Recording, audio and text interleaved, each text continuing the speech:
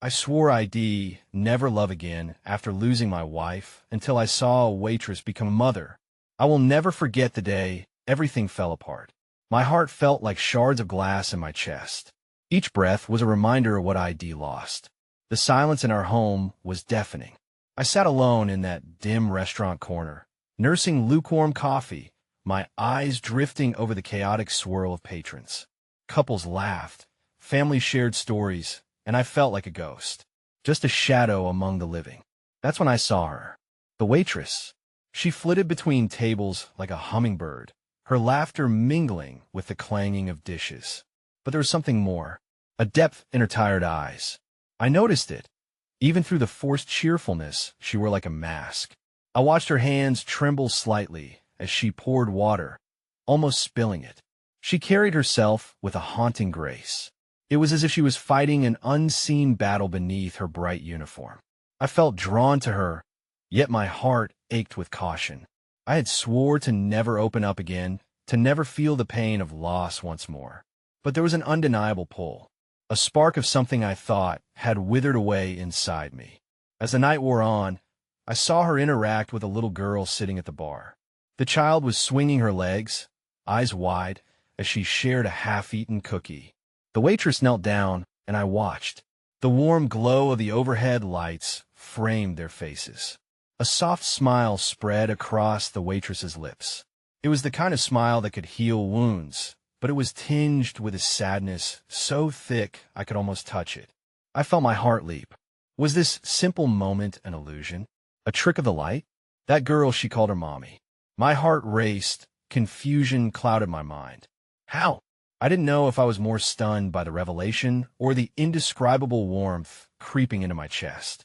I strained to hear their conversation, fragments of laughter and whispers floating to me through the haze of my thoughts. But then I lost the little girl clutched the waitress's hands, joy sparkling in her eyes. The waitress looked broken, an odd mix of love and sorrow on her face. My hand shook as I tried to process this. Who was this woman? What had she been through? All I knew for certain was that I wanted to know her story. My heart ached not just for my own loss, but for hers too. I lingered, my mind racing, absorbing every detail. Suddenly, the clattering of a dropped plate shocked me back to reality. The moment shattered like glass. The waitress turned sharply, her expression morphing into panic. I was captivated, yet terrified. Would this woman be the bridge to my healing, or the darkness that still held me captive? Hey, before we continue with this amazing story, I need to give you an important heads up. Many subscribers have reported that YouTube unsubscribed them without warning. Take a quick second to check the red button below to make sure you're still subscribed to the channel. I'd hate for you to miss any of the exclusive content coming soon. And while you're there, smash that like button. It really helps me out with the algorithm. Oh, and tell me in the comments, which city are you watching from? I love getting to know every amazing person who's part of this community. Your participation makes all the difference. Let's connect. I could see the waitress struggling to keep the peace around her. Her dark hair was slightly pinned up, but a few strands escaped, framing her face that was painted with a mixture of determination and fragility. As she rushed to collect the broken pieces of the plate, I felt a pang of guilt for unknowingly watching her. I should have been concerned for her well-being. Instead, I hovered there like an unwanted phantom in the corner, prolonging my own wrestle with fear. In the ensuing chaos, the little girl's laughter faded, replaced with a worried frown that mirrored the waitress' own apprehension. She glanced up, eyes wide and searching. It felt like a silent plea for reassurance. The waitress quickly gathered her composure, kneeling down, despite the scattered shards beneath her. "It's okay, sweetie. Accidents happen," she said, forcing a smile that broke my heart just a little more. Forcing warmth into the air, she reached out for the girl's hand, but her own trembled ever so slightly. Yet in that small act, a connection snapped back to life. Just a few pieces of glass. I'll get it cleaned up, and we'll share another cookie, yeah? The girl nodded, not entirely convinced, but trusting her mother enough to let the moment pass. It was then I understood. The waitress was more than just a mother. She was the embodiment of strength in her silence. I found myself wanting to reach out and comfort her, to tell her that it was okay to break down, sometimes just like the plate. But the truth was, I could hardly comfort myself. I retreated deeper into a world of half-formed shadows, unwilling to disturb this emotional tapestry playing out before me. My own loneliness echoed, a bitter reminder that I had crafted my own prison of solitude. I remembered how, in the briefest moments following my wife's passing, I thought I would drown in sorrow. The waitress was now navigating her grief in the shimmering aftermath of motherhood. While I wallowed in a dark, stagnant pool, she was swimming through turbulent currents and holding her daughter firmly, guiding them both to shore. When she finally stood, still holding her daughter's hand, my heart leaped again. They shared a quiet moment, almost tender. The little girl whispered something too soft to hear, but it made the waitress' expression shift from worry to a soft glow of love that enveloped them both like a warm embrace. In that brief spectacle, I recognized the familiar shards of grief I had long feared embracing. But beneath it all, a seed of hope began to crack the surface. Maybe love could rise from the ashes of despair, not just from memory, but from shared experiences, kindnesses, and the intricate mosaics of everyday life. Just as I was wrapping my mind around this newfound possibility, an unexpected presence broke the spell. A tall man burst through the door, eyes wild and searching. A chill coursed through the room as he called out her name. Emily. I felt my stomach drop. That was her name, Emily. The moment stretched too long as her face paled. I could see the fight in her eyes, friendly sorrow quickly turning to something more laden. The little girl instinctively moved behind her mother, clutching Emily's leg. "Where have you been?" the man demanded, anger lacing his voice as he advanced toward them. My heart raced. The shadows of hope quickly darkened by the sudden tension. Emily, shaken but composed, knelt slightly, shielding her daughter behind her as she replied, "I don't want to talk to you right now." His face morphed with a disbelieving scowl. The atmosphere in the room shifted palpably. Patrons began to glance up, drawn in by the brewing storm. Couldn't someone step in? But I was paralyzed, unable to tear myself away, caught between the ache of wanting to protect and the entrenchment of my own grief. "You think you could just play happy family?" He shot back, voice like a cold blade. "You left. You walked out. Don't put on a charade with that kid." Her response was steady but quiet. "She's not a charade. She's my life." For a moment, silence reigned as time held its breath, drawing in all the scattered emotions and confessions filling the space. Each heartbeat pulsed through me, amplifying my desire to step in, but also firmly tethering me to my own wounds. The weight was unbearable. I yearned to comfort both of them. I didn't know how these moments would unfold, nor how I would play a part. But I was certain of one thing. Standing in that corner, I had opened myself not just to seeing a glimpse of hope, but to the raw, unfiltered grief that could either constrict or liberate. I felt the uncertainty of my own future reflect in Emily's Aisa future that held only chaos and the desperate search for connection. And just like that, I caught myself wrestling with more than my own sorrow. It was now entwined with hers.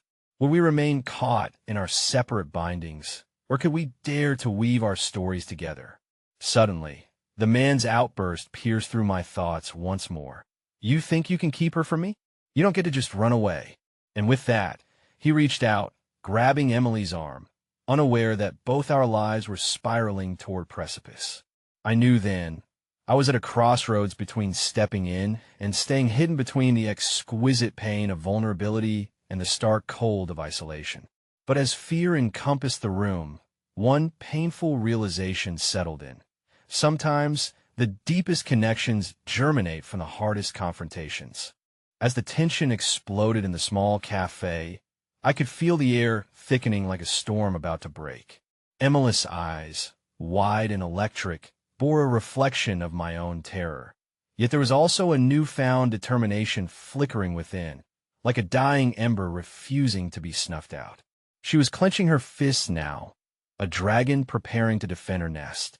The little girl, still sheltered behind her mother, wore a confused expression that melted my here-tan innocent soul caught in the storm of adult tangles.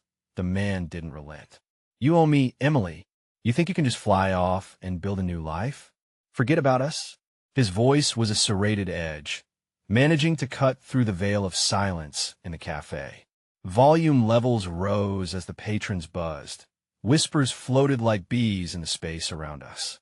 I could feel their eyes darting back and forth, torn between the unfolding drama and their breakfast plates. But I couldn't focus on their gazes. All I could see was Emily, whose courage flickered like that ember, ready to possibly ignite into a fire. "I'm not forgetting you," she shot back, her voice barely a whisper, yet filled with an unyielding strength. "I'm putting everything behind me to protect our future." She seemed to draw on some internal reservoir of bravery, an emotional reservoir I once thought had long run dry within me. Standing there, I couldn't help but be overcome by the weight of my own hesitation. Paralyzed, I felt like a nagging echo of inaction, watching from the corner as life played out before me. Memories of the deepest moments of my own grief flooded my mind the way sorrow could silence me, and how loneliness had amplified my own fears to mountainous proportions. But then I heard a soft voice cut through the fray. It was the little girl. "Daddy, stop," she cried, the innocence of her plea sharp against the jagged emotions raging between the two adults. The man's brow furrowed, confusion washing over his anger.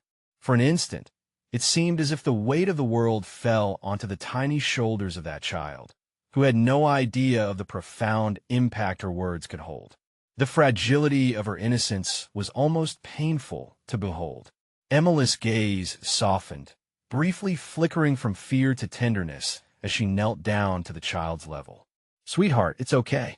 Just go back to the table," she said gently, brushing a stray tuft of hair behind the girl's ear before standing to face the man once again. My heart twisted. Seeing her maternal instinct holding the reins of the situation complicated everything I thought I understood about loss, everything I had cradled protectively since my own heartbreak. But the man's anger still raged like a storm trapped within four walls of the cafe. "You think this little act makes you a mother? You're playing house, Emily. You don't get to decide who my daughter knows or who she loves." Each word was like a hammer, smashing through whatever glimmer of hope I had witnessed. Just as I thought the storm would swallow the moment whole, a wave of unexpected bravery surged within me. My feet shifted almost instinctively. I saw Emily's resolve. I felt the warmth of that motherly bond she was fiercely protecting. It ignited something long dormant within me, a reminder that connection could fracture isolation. Enough. I heard my own voice break through the haze as I stepped forward, my heart hammering against my ribs. All eyes turned, and I locked onto the man, trying to draw strength from the vulnerable fire burning in Emily's gaze. "No more hurt, we've all lost loved ones. Kindness is a choice. Why can't you see that?" My words hung heavy in the air, unexpected and raw, taking root in a world starved for understanding.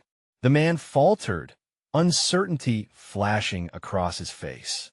The room held its breath, as if time had paused, waiting for some semblance of self-restraint to emerge. For a sliver of a moment, I dared to believe empathy might bridge the chasm of grief that echoed between us all.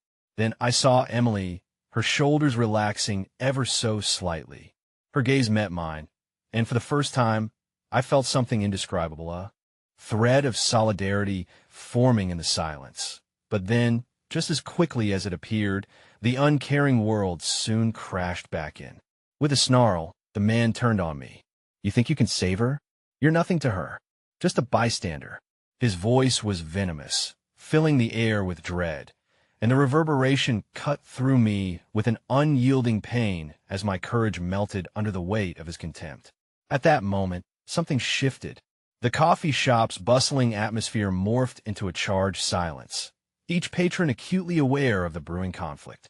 I felt the scrutiny of their gazes, the weight of judgment pressing Ina's specter of my own insecurities, and I could hardly breathe through the sudden discomfort. Then, Emily's daughter stepped forward, breaking free from her mother's protective flank. With all the bravery her small frame could summon, she tugged on the man's sleeve, looking up at him with wide, innocent eyes. "Daddy, I want to be with Mommy." I felt my heart shatter into a million sharp pieces. The poignant simplicity of the child's desire flooded the room with a bittersweet warmth. In the face of such pain, I could do nothing but support them. Yet as I dared to hope for a peaceful resolution, I sensed the storm was far from over. The man's expression twisted confusion, clouding his rage. "She doesn't get to decide," he began to seethe. But just like that, the little girl stepped back and returned to Emily, wrapping her small arms around her mother's waist. "I want to be here," she whispered again, her voice resolute despite its fragility. And with those words, the reality crashed against us like waves against a cliff. The emotional riptide threatened to pull us all beneath its depths.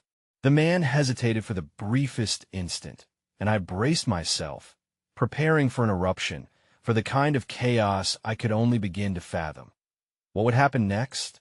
Would familial bonds triumph? Or would another leg of grief bind us all in the storm of heartbreak? As the tension crackled in the air, time hung suspended between us, and my heart beat in sync with uncertain hope and gnawing anxiety. Would standing by Emily bring me closer to healing my own scars? Or would I find myself once again backtracking to the shadows I fought so hard to escape? The cafe fell into a heartbeat of silence, heavy with the weight of unspoken fears and lingering hopes. Emily stood tall, every ounce of her being a fortress shielding her daughter from the brunt of their shared reality. She cradled the little girl against her, a flesh-and-blood reminder of the love that could still flourish amidst chaos.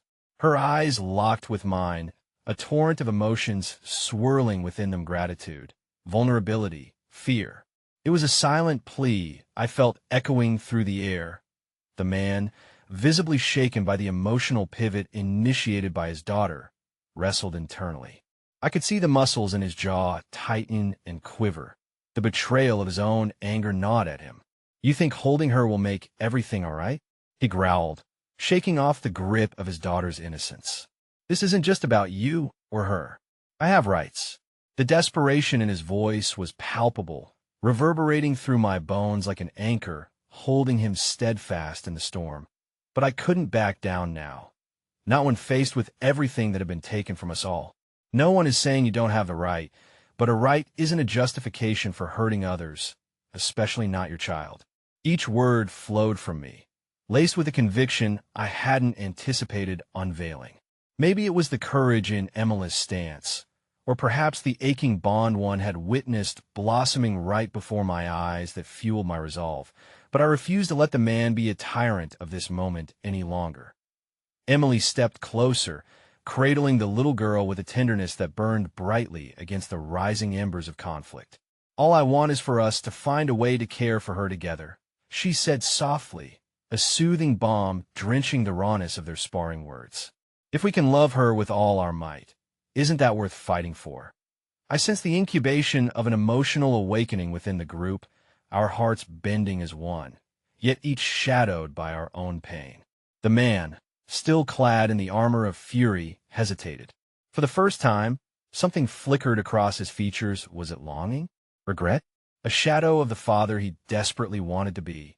Just as I dared to hope for compassion, the cafe door swung open with a sudden crash, jangling the fragile equilibrium we had achieved. A woman entered, her face a map drawn with worry and weariness. The resemblance was startling. The same piercing gaze and the high cheekbones defined with the shadow of heartbreak. "David, there you are," she called, her voice steeped in urgent desperation. That moment, the atmosphere thickened again, shifting like the approaching storm clouds closing in on us.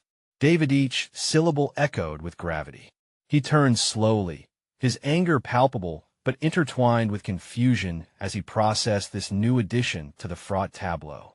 Emily flinched slightly, telegraphing her apprehension to me as we both absorbed the impact of this new revelation.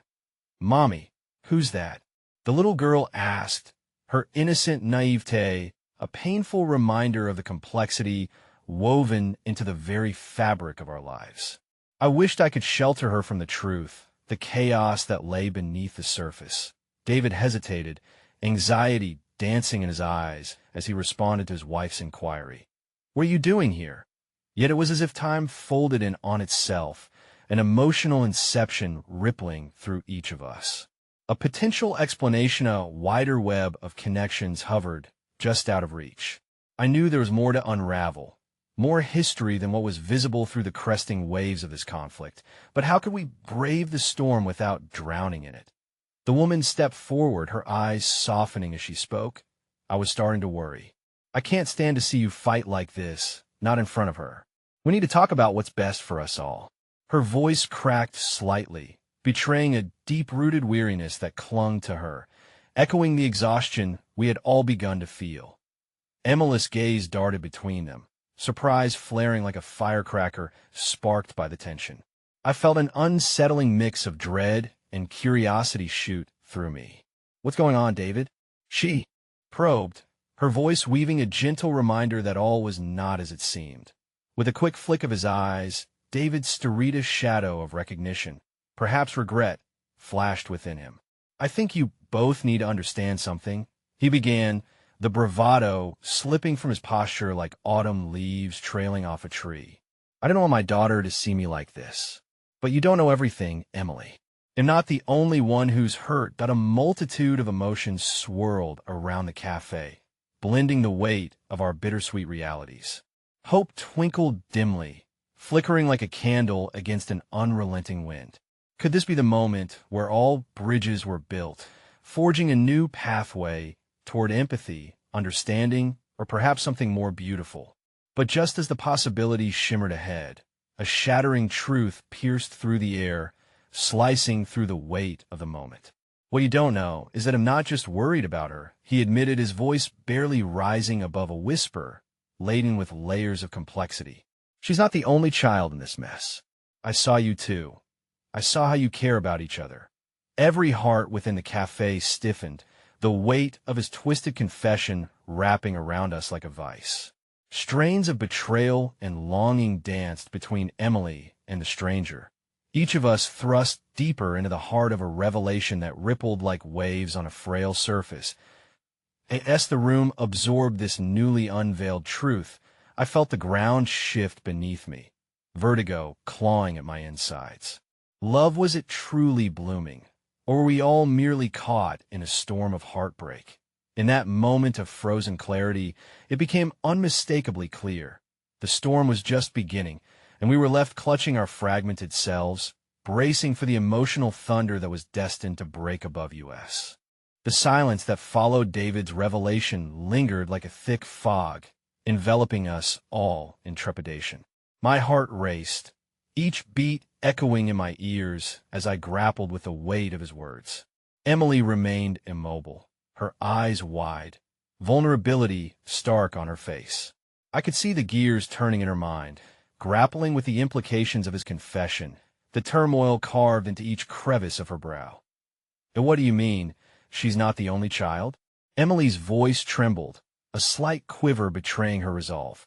I instinctively reached for her hand, squeezing it gently, an unspoken promise that we would face this turbulence together.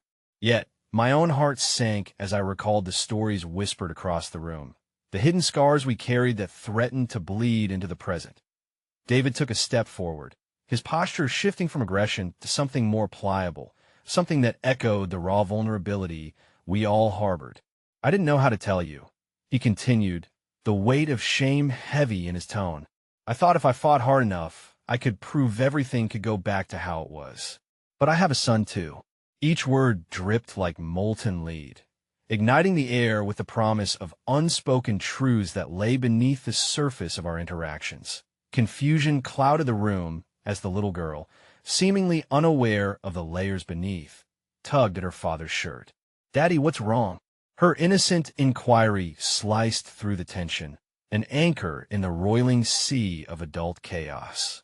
Each tug pulled at my heartstrings, echoing the familiar ache of longing for familial harmony that felt like an elusive dream.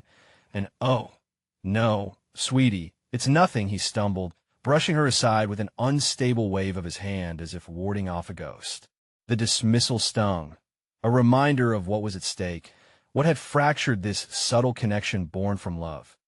"Where is he?" Emily's voice cut through the haze, a pragmatic thread woven into the fabric of shock. I marveled at her poise, the strength radiating from her despite the tempest that surrounded us. "You can't just say that and leave it hanging, David." He closed his eyes, breathing deeply as if the act alone might pull him back from the edge of despair. "He's with my sister. I thought keeping him away would protect him from all this mess." "Protect him from me," he admitted, anguish thickening his words. "But every day I think of him. I miss him. I miss the family that I shattered." The emotional weight of his confession weighed heavily in the air, wrapping around us like a shroud. Emily shifted slightly, rage flickering in her eyes, battling with a newfound compassion that bloomed in response to his pain. "David, you're going to have to do better. It's not just for you anymore. It's about your children. You need to fight for them both, to show them what love can look like." For a fleeting moment, hope flared between USA, fragile light, teasing the edges of the soul-crushing darkness. Yet, I could feel the storm gathering once more, the inevitability of more shadows lurking just beyond the cusp of this shift. David's gaze flickered toward the little girl, uncertainty pooling in his irises, but then something sharper overtook him. "I don't know how, Emily. I'm afraid." "Afraid of what? Losing them?" she asked, her voice beginning to crack. "Or are you more afraid of letting love into your heart again?" The realization slapped me hard. Were we all wallowing in an antiquated belief that we could guard against love? My gaze shifted to Emily, her face illuminated by a mix of vulnerability and strength, a beacon in the cacophony of conflict. The tears in her eyes reflected an unyielding spirit, urging me to confront my own buried fears, those that had lain dormant since the loss of my wife. The little girl broke the silence again, her small voice a gentle hum against the backdrop of heated emotion. "Daddy, I love you." Her words were like music, sweet and simple, slicing through the tension with a clarity that stung. David's face softened, shadows dancing away momentarily as he knelt to meet her gaze, uncertainty still lacing his features but tempered now with a glimmer of longing. And it was then that I spotted the flicker of recognition in the woman's eyes, the newcomer, David's wife, her face pale, but stricken with a resolute kind of understanding. She shifted her stance, shifting from an unwilling participant in this emotional storm to a formidable force of compassion. "Love isn't just about possession, David," she murmured, a tremor in her voice that echoed through the cafe like a gentle wind. "It's about being present. You need to start trying for both of them."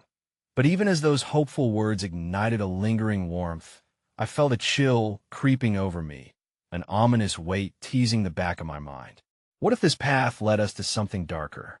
With each rising moment of understanding came the acrid reality of the pain yet to be faced. And there I was, grappling with my own echoes of unhealed loss, the fragmented pieces of my heart yearning for the very love I had convinced myself I'd never seek again. And just as the storm clouds began to part ever so slightly, a low, cresting sound crescendoed outside, echoing off the walls. A siren pierced through the cafe, crackling the fragile atmosphere as fragments of our resolve threatened to shatter. I caught David's eyes again filled with newfound fear at that moment. Both that sound and his expression signaled the oncoming tide. Had they returned for him? A wave of melancholic dread crashed over me, the emotional turbulence remounting where hope had nearly anchored us. We were a tapestry of scars and ambitions, love torn and frayed. And in that instant, I truly wondered if any of us had the strength to brave the storm that surged at our door. The siren wailed with an urgency that shattered the delicate balance we had just begun to piece together. David's face contorted with fresh panic, his breath quickening as uncertainty gripped him anew. I instinctively scanned the cafe, as if searching for a placating force amidst the chaos. only to find every patron's face shadowed with concern, mirroring the dread that had coiled tightly in my chest. "Is it the police?" Emily asked, covering the tiny girl's ears instinctively, though the tremor in her voice hinted she wasn't quite sure who to protect from what. David was still knelt before the girl, and the little one's innocent confusion twisted my heart. Did she understand that her father's world was collapsing around him again, piece by precious piece? I don't know. David licked his lips, lost in a whirlwind of emotions.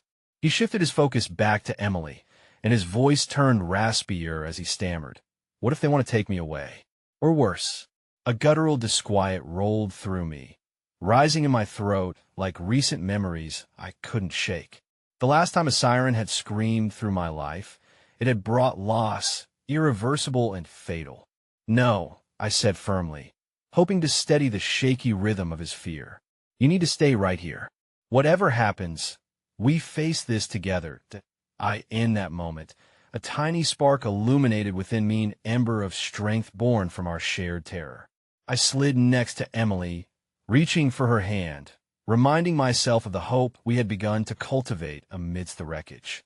"We won't let them take you from your child," I murmured, hoping my resolve could somehow anchor David to reality. But just then, the cafe door swung open, bright lights spilling in as two solemn police officers stepped forward, their presence stark against the fading day. The noise from outside seemed to swallow the muted conversations around us, and I felt time hold its breath, as if nature itself had paused to witness what was about to unfold. "Sir, are you David Bennett?" the taller officer asked, scanning the room intently. My heart thudded in my chest.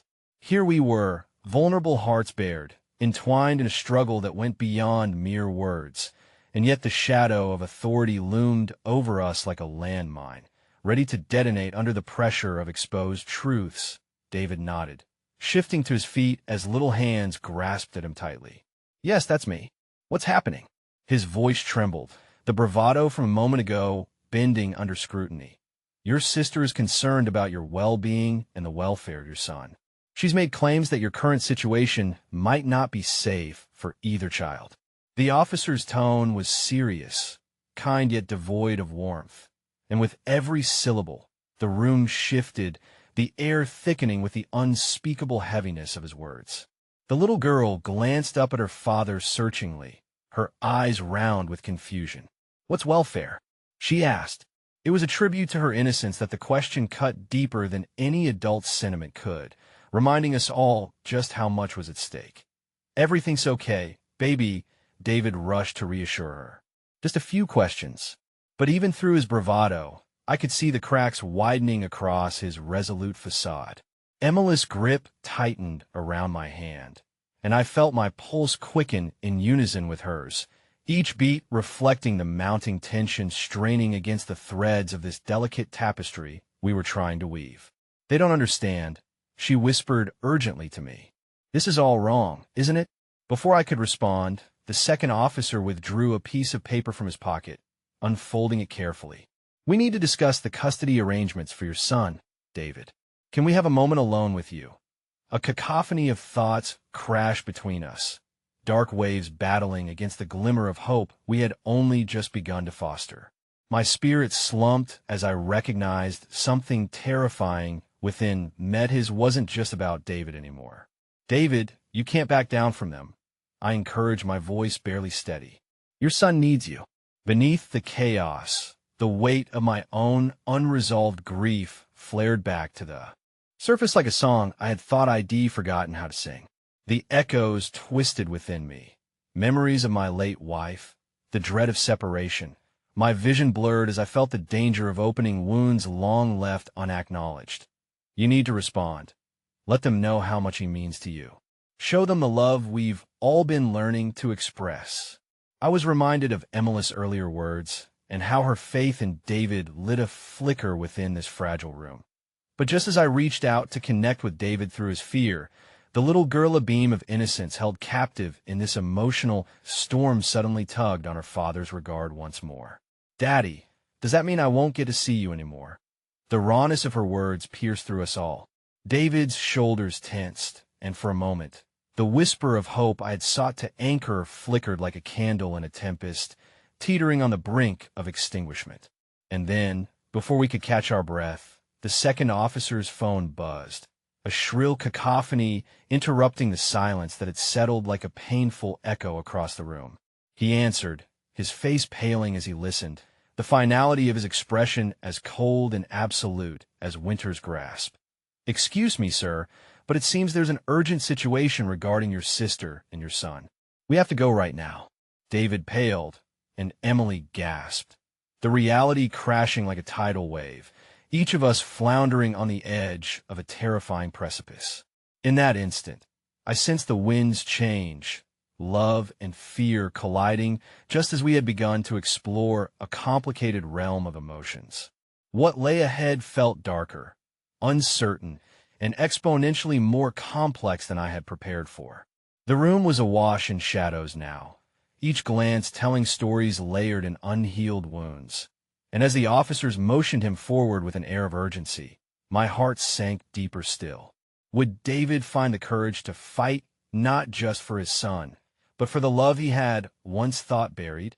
I grasped Emily's hand tighter, both of us breathless as reality unraveled, and the storm swirled ominously on the horizon. In the wake of the officers' urgent whispers and the shadow of impending loss looming over us, the cafe felt like a sinking ship, each moment dragging us deeper into the dark sea of uncertainty. David's face, ashen and taut with fear, shattered my will to respond, my words lost in the tidal wave of emotion swelling in the room. "Please, I need to go with him," I ventured, my voice a fragile thread woven through the fabric of chaos. But as the officers extended their hands toward David, my heart clawed within me like a captured bird, desperate to escape. "Can we go?" David's voice cracked, a brittle echo of despair breaking free. The little girl clutched his leg, her innocent gaze pleading, grounding him like an anchor in the storm. There existed a resolve within her, pure and unsullied, reminding me of my own lost love, a reminder of what I had once cherished and lost forever. "I don't want you to leave," she cried, her voice barely breaking free of the din. In that moment, her fragile spirit crystallized the stakes, revealing how the fragile web of our makeshift family hung by mere moments of hope and understanding. As David turned to his daughter, his expression softened, that protective instinct flaring bright even amidst fear. "I'm coming back, baby. I swear it." Though his words fluttered like a moth dancing on the edge of a flame, I knew he was tethered to a sinking reality. But even in shadows, kindness flickered like faraway stars. A older woman, one of the few patrons to remain in her seat, reached out to the little girl, offering a napkin decorated with childish drawings. "Here, sweet pea, keep this with you. It's a witness to your father's love, just like how you hold on to it." The young girl took it, her little fingers trembling around the crumpled piece of paper. A small smile broke through her tears, and despite the churning emotions in my heart, I felt something shift in the atmosphere. As if, for a fleeting second, the weight of uncertainty lightened just a touch. "Thank you," I said to the woman, my voice trembling with gratitude underpinned by grief. "You don't know how much this means." But my moment of connection was cut short as the officers gestured toward the door again. Time twisted, and I watched as David took a step towards the threshold. Each inch felt monumental, marred by the gaping chasm that threatened to split us further apart. "David, wait," I called, rushing toward him. "Please, remember what we talked about. Show everyone who you are." His gaze flickered with a brief glimmer of understanding, and for that instant, I saw the man I believed to be hidden beneath the layers of pain.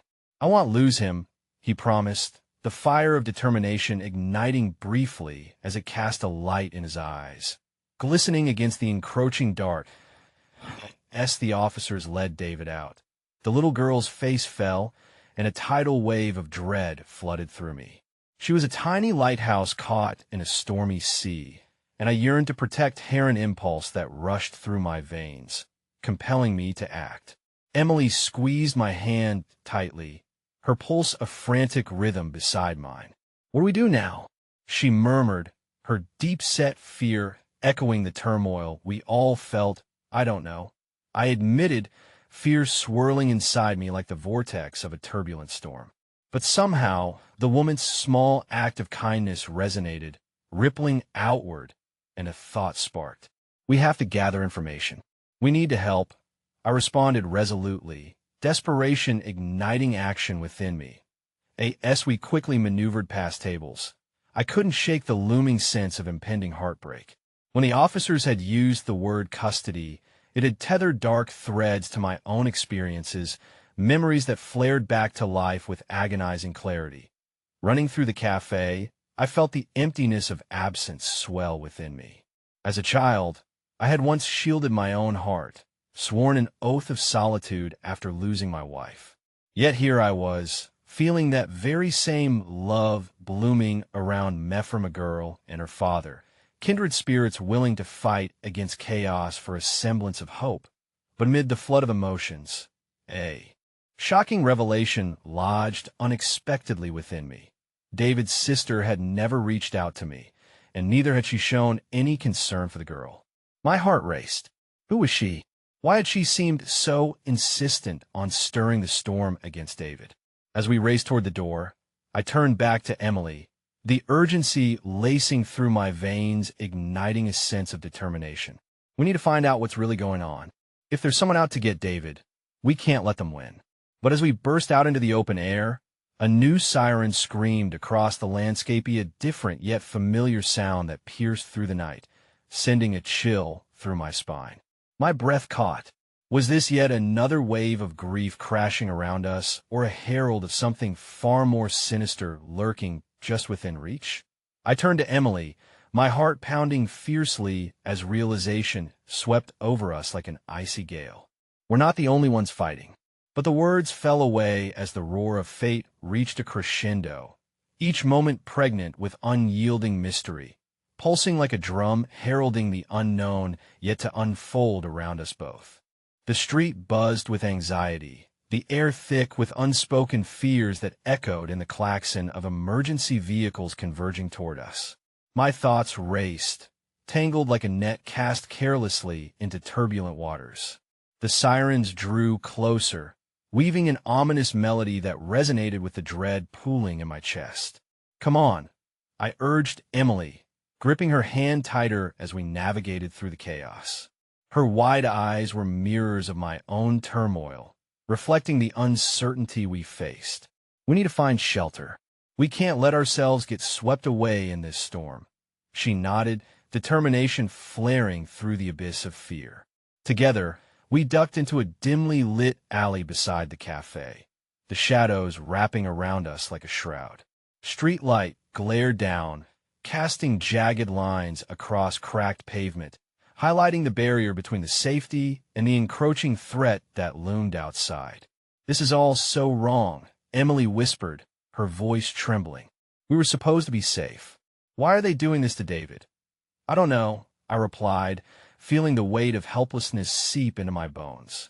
"But I refuse to let them take him without a fight. He's a good father. Emily deserves our help." She looked up at me, her freckled face illuminated by the harsh light, and in that moment, I saw the vestiges of hope begin to dance in her eyes. What if we could find evidence? Something that proves he's innocent? "Yes, that's it," I exclaimed, buoyed by her resilience. "We need to find anything his sister, paperwork, something that can explain her intentions, why she's trying to take their child." As we crouched in the shadows, brainstorming a plan, I glimpsed movement from the other end of the alley. A tall figure appeared, wrapped in the drape of darkness, and my heart quickened in anticipation. Was it friend or foe? The figure's face was obscured, but a familiar voice cut through the tension. "Hey, are you two all right?" It was Sarah, David's sister. Every instinct in me screamed to be wary, yet a small sliver of hope flickered to life. She rushed toward us, her eyes wide with concern. "You shouldn't be out here. Things are getting worse. I heard about the cops. You need to hide. Why didn't you reach out for help sooner?" I snapped, the anger bubbling to the surface. "Your brother needs you. Your niece needs you, stop. She shouted, her agony palpable. I know everything looks terrible, but you don't understand. I'm trying to keep them safe. What do you mean? I demanded, my pulse quickening. And what about that text you sent earlier? It seemed threatening. Sarah swallowed hard, pressing her lips together in a thin line. I didn't want things to escalate like this. I had no choice. I thought if I stood between David and she hesitated, glancing over her shoulder, some other forces, maybe I could protect them both out on. Why mind bombarded me with questions, a whirlwind of confusion fracturing the moment. Who or what was she protecting them from? You were speaking in riddles, Sarah. Tears coursed down her cheeks as she leaned in closer, her voice barely a whisper. There are people watching him, watching all of us. If they think he's a threat, they'll do anything to make sure he goes away and takes his daughter with him. The revelation hit me hard, a chill racing down my spine, like ice water in my veins. My empathy for her tangled with an overwhelming suspicion. Why should we trust you? Because I'm her aunt, and I want to do right by both of them more than I've ever done before, Sarah pleaded, her eyes glistening with urgency. I was wrong in the past, but David is a good man. Trust me, please. Just as I was about to respond, a loud crash echoed from across the street, sending a jolt through my body. What was that? Emily gasped, pulling closer to me. We have to go, Sarah urged, her voice strained with urgency. Now, without hesitation, we followed her, plunging deeper into the underbelly of the city, away from the glaring lights and sirens. The uncertainty clawed at me, shadows lurking around every corner. David's fate and that of his daughter hung in the balance, and amidst the chaos, it felt as if we were racing against time itself. Just as we turned a corner, the world shifted violently beneath us. Another rush of sirens filled the air, but this time they weren't the police, it was an unmarked van, bearing down on us menacingly. Run! Sarah screamed, terror intertwining with spilled courage as we darted down a narrow alleyway, hearts pounding in unison. But amidst the adrenaline, an unsettling thought lodged itself into my mind. What had we stumbled into? And was this pursuit a desperate act of protection or something much darker that threatened to consume us all? As the van screeched to a halt nearby, and figures dressed in dark uniforms began to surge toward us, I realized with dawning horror, we were on the brink of something no one was prepared for. We skidded to a halt at the entrance of a rugged, desolate parking lot that opened into a narrow street. The van's engine growled ominously as it idled, dark figures spilling out, uniforms gleaming under the unforgiving glow of streetlights. Panic surged through me, propelling my feet to move faster than my heart could keep up. I could barely feel Emily's hand, still clasped tightly in mine. Over here, Sarah hissed, yanking us toward a set of stairs that led up to what looked like an abandoned warehouse. Ethical dilemmas spiraled through my head, but time sank like a stone in a deep lake. We had to trust her, had to believe she wanted to save David. Ducking into the stairwell, we stilled, the air thick with dust and anticipation. The noise from the ground grew muffled, blurred by the pulse of adrenaline. I held my breath, hoping against hope that the pursuers didn't catch sight of us. Why are they after us? Emily whispered, her voice a fragile thing, fraying at the edges. I don't know, I replied, urgency coursing through my words, but whatever it is, it can't be good. We need to find David and get out. Sarah's eyes darted nervously, her fingers trembling against the railing. If they're after him, they want to take him away, for good this time. I really thought I could handle this on my own, but the stakes are higher than I realized. The weight of her admission hung heavy in the air. What exactly are you protecting David from? I pressed, my voice lower, though I felt the need to raise it, to show her the gravity of what we were facing. If you're right, we all need to. Just then, a sound interrupted us. The unmistakable echo of footsteps climbed the metal stairs. My heart thrummed in my chest, a primal rhythm of fear tinged with loyalty. I peered over the railing and saw a shadow emerging through the dim hallway below, moving purposefully toward the stairwell. Hide! I whispered urgently, gripping Emily's arm as we ducked behind a stack of wooden crates, the dust swirling in the thin beams of moonlight slicing through the cracks. The shadows cloaked us in a semblance of safety, yet the dread coiled tighter around my chest. The footsteps paused, and I thought the figure below held its breath too. Time stretched, each second a sharp blade against my psyche, questioning what lay ahead if we were discovered.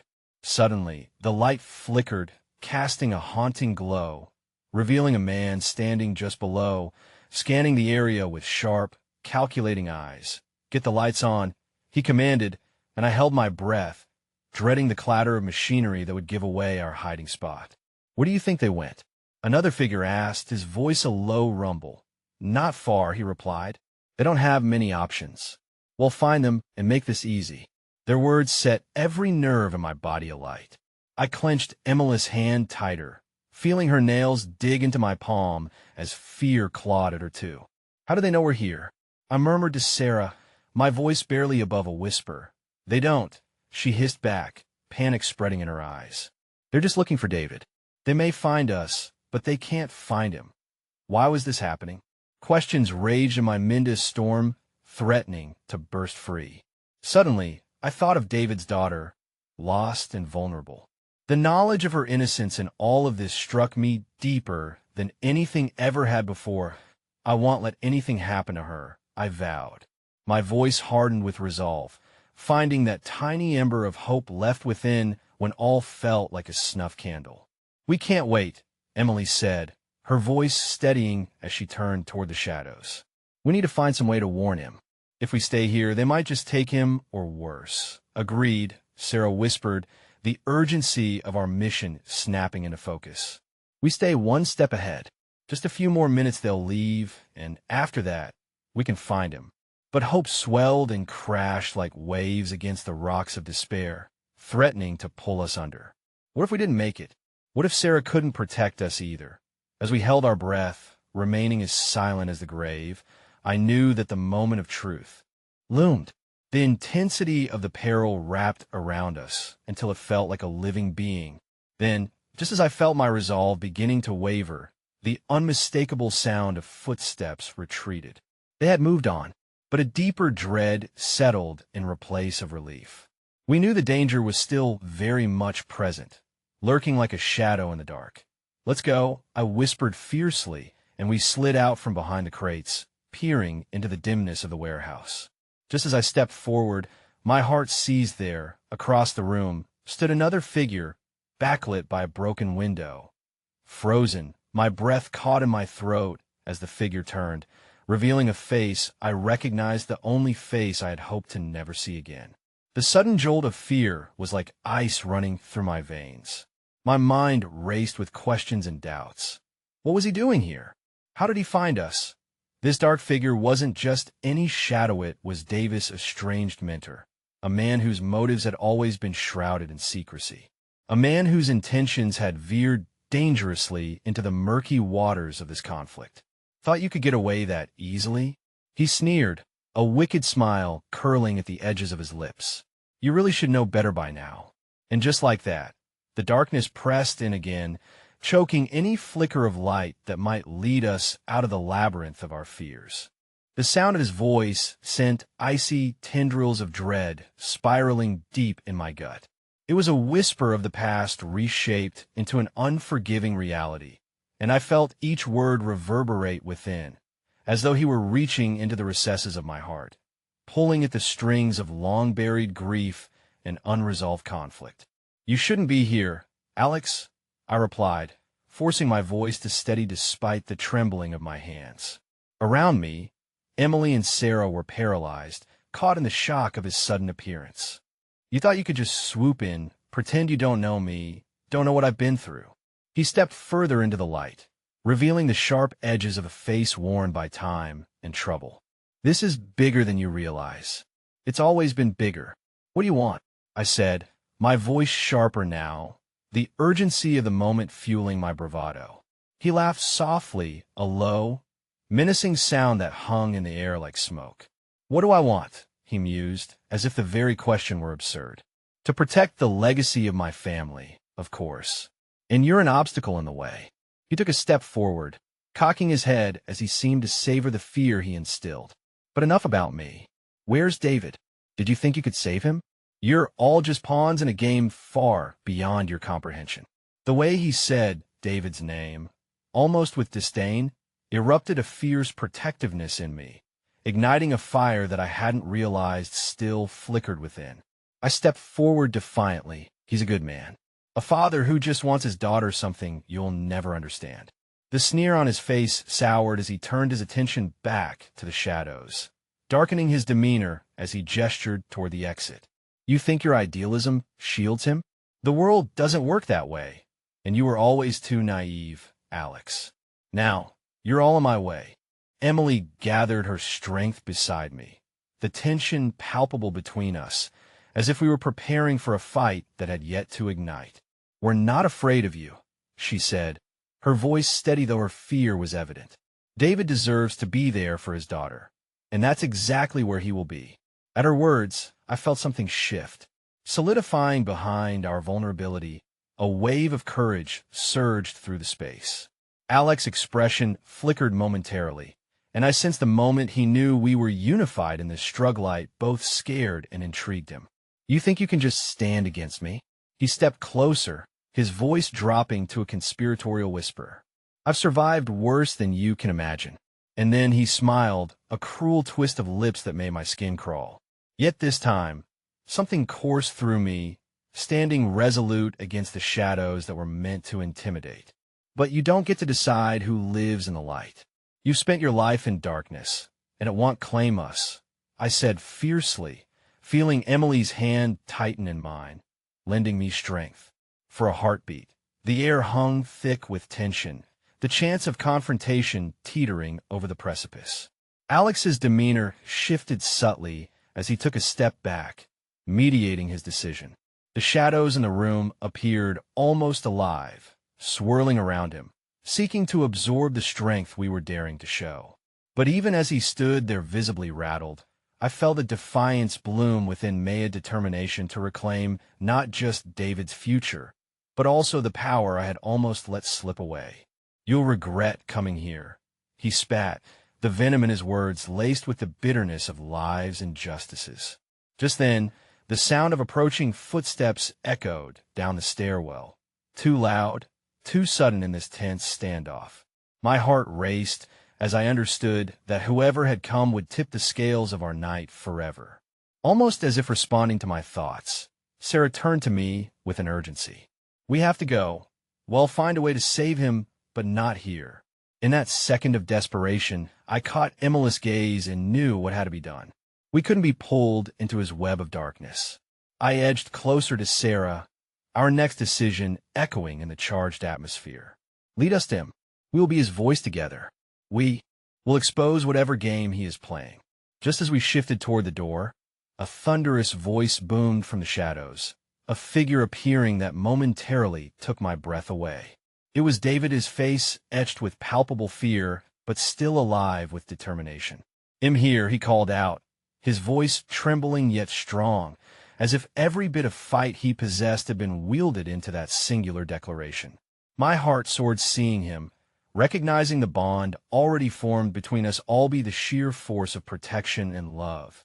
Instantly, Alex turned, that familiar smirk sliding off his face when he recognized the man standing with us. "You think you can walk away from this?" he taunted David, a mere shadow of his former confidence. But David squared his shoulders, taking a step forward, the vulnerability that once cloaked his expression now transformed into determination. "You can threaten me, manipulate me, but I've learned that true strength lies in being open to love, to the connections we've forged, and I will not let you undermine our family." The resolve in his voice echoed off the warehouse walls, a mantra that resonated within us all. He turned to me, then to Emily and Sarah, each of us standing defiantly against the torrent of darkness threatening to drown our newly reformed family. "You think you can take this away?" Alex sputtered, the cockiness faltering as he began to realize the united front that stood against him. In that moment, I felt a tide of something new swell between usual the grief we had weathered. Every loss, every fragment that once shattered us, now solidifying not as burdens carried alone, but as strength uniting us. No, David answered simply, stepping nearer, every ounce of light pouring through him and illuminating the enveloping darkness. Together, we will shine brighter than your shadow could ever consume. And with those words, I felt the chains that had long tethered me to despair loosen, the fear I had clung to silently unraveling. A wave of warmth enveloped me as Emily stepped forward beside David, their hands clasped, and Sarah joining in solidarity. I, too, found my footing, a shared heartbeat echoing between us, a reckless embrace of hope stronger than the formidable darkness looming over us. Suddenly, a clap of thunder crashed above, a reminder of the power held within the storm. Because we were all bound by shared wounds and collective strength. And as the storm encircled us, we channeled that electric energy transforming fear into an unbreakable shield that I stood there, fully realized for the first time, grounded and resolute among this myriad of souls fighting to reclaim their light.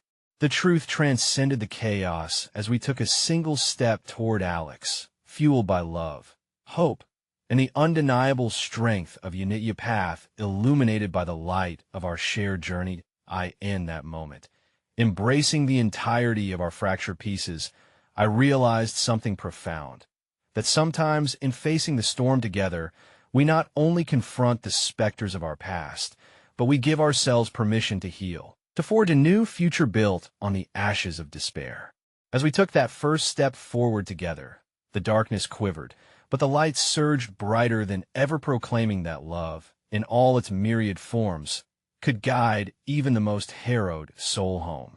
And though the road ahead would undoubtedly wind like turbulent waves, I knew we'd weather the tempest, because the bonds forged in love are a sanctuary stronger than any storm.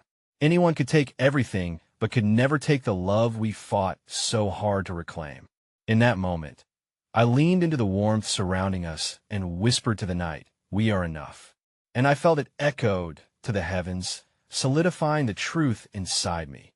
Together, we would write every new chapter on our own terms.